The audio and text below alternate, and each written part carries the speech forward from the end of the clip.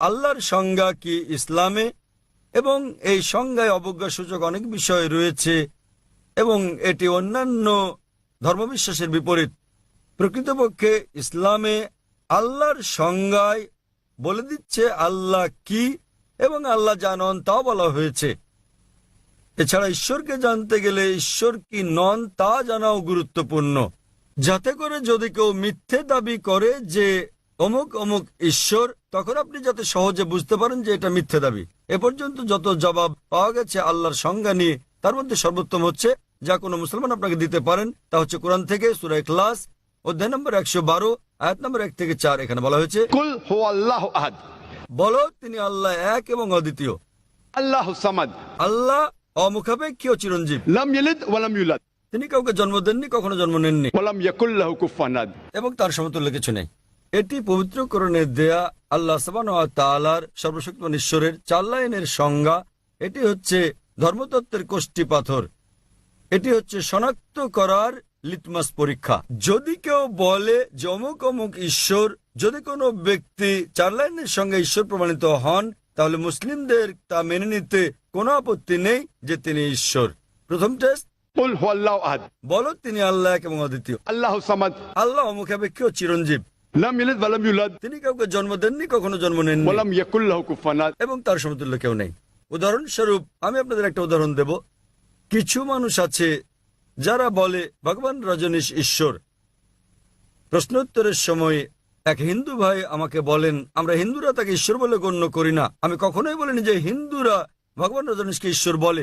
অনেক মানুষ আছে যারা ভগবান রজনীশকে ঈশ্বর বলে মানে। এখন আমি একটা নমুনা দেখাবো কেন আমরা এই নেতিবাচক ব্যবহার করি। যেমন ইতিবাচক, বলো তিনি আল্লাহ এক অদ্বিতীয়, আল্লাহু সামাদ, আল্লাহ অমুখাপেক্ষী ও চিরঞ্জীব, লাম ইয়ালিদ ওয়া লাম ইউলাদ, তিনি কাউকে জন্ম দেননি, কখনো জন্ম নেননি। কেন আমরা এটা ব্যবহার করি? এখন আমরা ভগবান রজনীশকে পরীক্ষা করব। প্রথম পরীক্ষা হচ্ছে, কুল হুয়াল্লাহু আহাদ, বলো তিনি আল্লাহ এক এবং অদ্বিতীয়। ভগবান রজনীশ কি এক এবং অদ্বিতীয় ছিলেন? তিনি একমাত্র ব্যক্তি ছিলেন যিনি নিজেকে ঈশ্বর দাবি করেছেন। এমন শত শত লোক নিজেদের ঈশ্বর দাবি করেন, এবং আমাদের দেশ ভারতে হাজার হাজার মানুষ নিজেদের ঈশ্বর বলে দাবি করেন। হাজার হাজার মানুষ বলেছেন তারা ঈশ্বর, তিনি কেবল একা নন।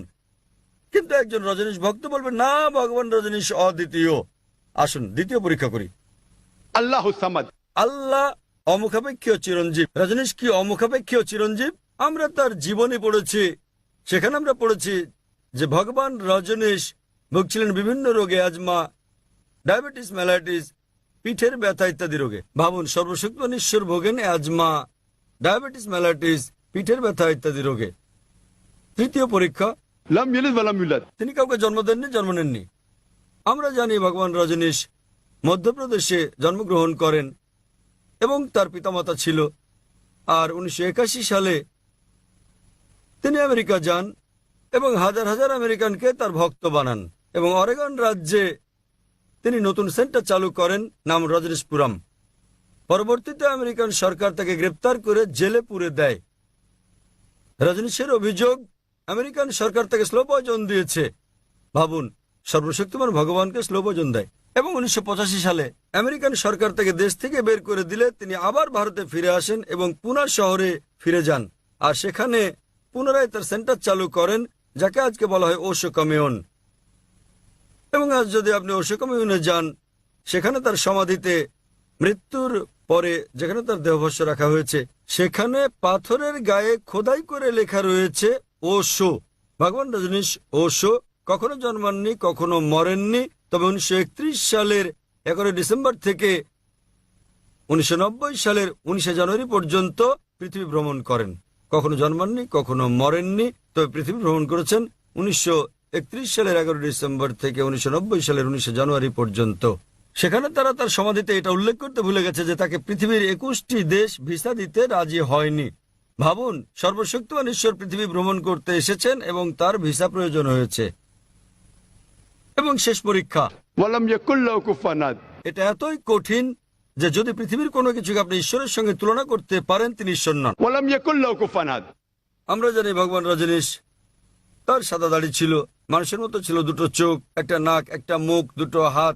যদি আপনি পৃথিবীর কোনো কিছুকে ঈশ্বরের সঙ্গে তুলনা করেন, তিনি ঈশ্বর নন। ওয়া লাম ইয়াকুল লাহু কুফুয়ান আহাদ। উদাহরণস্বরূপ যদি কেউ বলে থাকেন যে সর্বশক্তিমান ঈশ্বর হচ্ছেন আর্নল্ড শোয়ার্জনেগারের চেয়ে 1000 গুণ শক্তিশালী, আপনি হয়তো সরজেগের নাম শুনেছেন।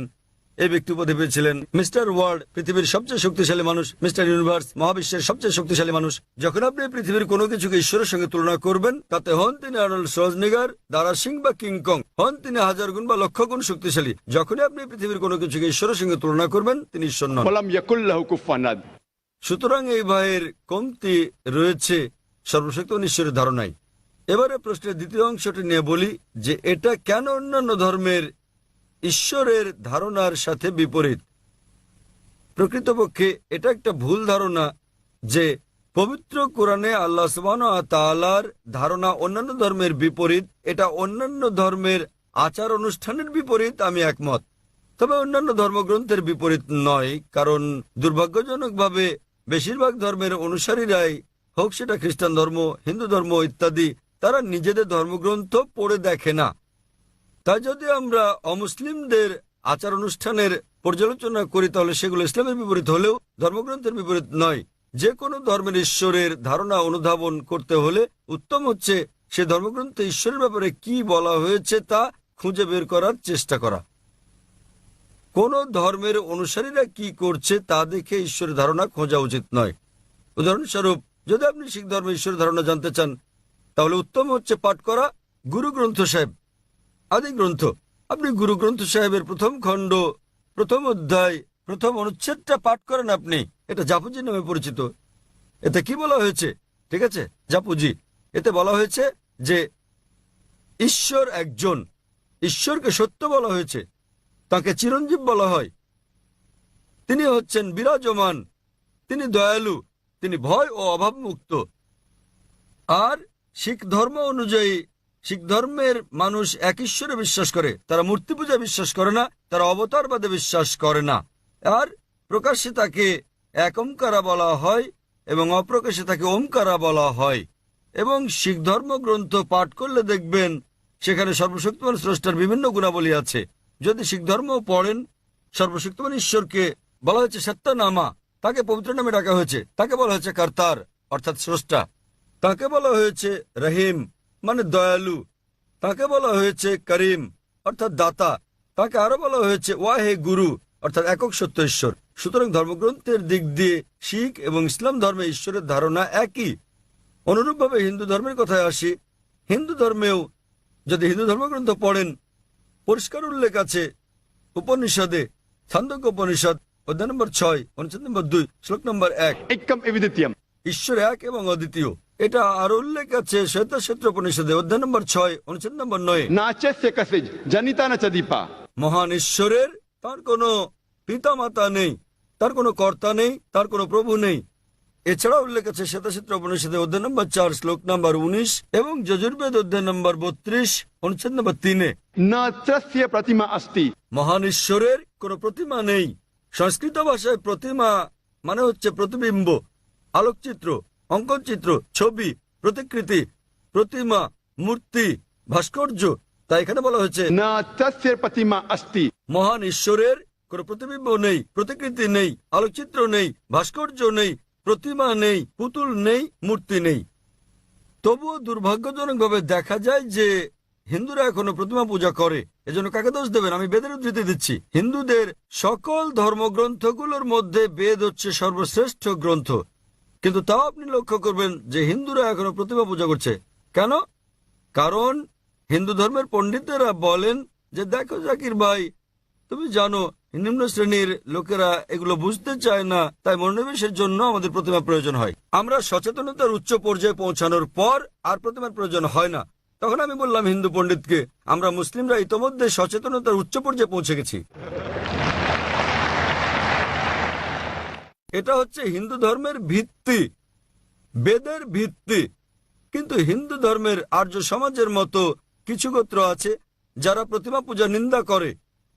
একইভাবে যদি খ্রিস্ট ধর্মের দিকে তাকান, খ্রিস্টানদের ধর্মগ্রন্থ পড়েন, দেখবেন খ্রিস্ট ধর্মগ্রন্থ মূর্তি পূজার বিরোধী।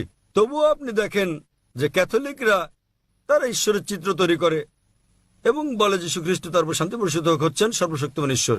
তাহলে যা বোঝা গেল তা হচ্ছে খ্রিস্টানদের ধর্মগ্রন্থ অনুযায়ী খ্রিস্টবাদ ও ইসলাম, যীশু খ্রিস্ট তারপর শান্তি পরিশোধক শিক্ষা, এগুলো একই রকম। কিন্তু বেশিরভাগ খ্রিস্টান তারা এটা দাবি করে যীশু খ্রিস্ট নিজেকে ঈশ্বর বলে দাবি করেছিলেন।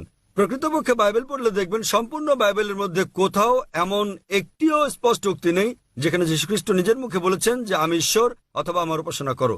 যদি কোনো খ্রিস্টান বাইবেলের কোনো দ্ব্যর্থহীন স্পষ্ট উক্তি আমাকে দেখাতে পারেন যেখানে যীশু খ্রিস্ট তার উপর শান্তি বর্ষিত হোক নিজে বলেছেন যে আমি ঈশ্বর অথবা আমার উপাসনা করো, তাহলে আমি খ্রিস্টান ধর্ম গ্রহণ করতে প্রস্তুত আছি।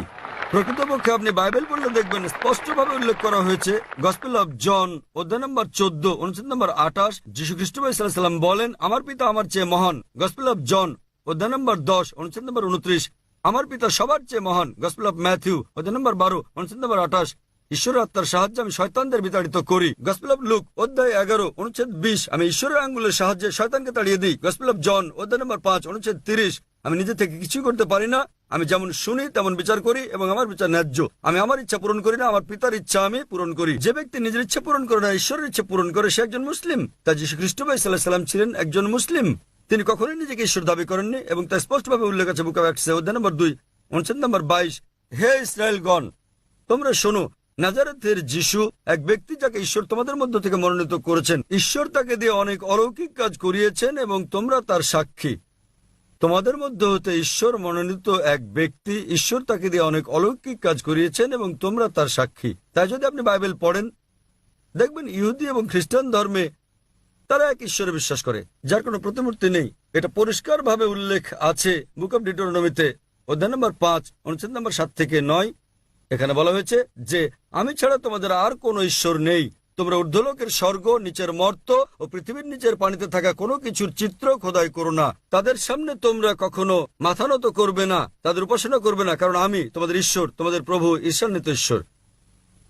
আরো জানতে আপনি আমার ছেলের বক্তৃতা শুনতে পারেন। আগামীকাল আমার ছেলে 3:45 মিনিটে বিস্তারিত বক্তব্য রাখবে, বিষয় একই। আমার এই আলোচনায় বিশ্বের প্রধান প্রধান ধর্মে ঈশ্বরের ধারণা, এবং আপনি বুঝতে পারবেন এটা একই রকম। আমরা যেমন এক ঈশ্বরে বিশ্বাস করি যার কোনো চিত্র নেই এবং আমরা কেবল তারই উপাসনা করি, অন্য কারো নয়। আশা করি উত্তরটা পেয়েছেন।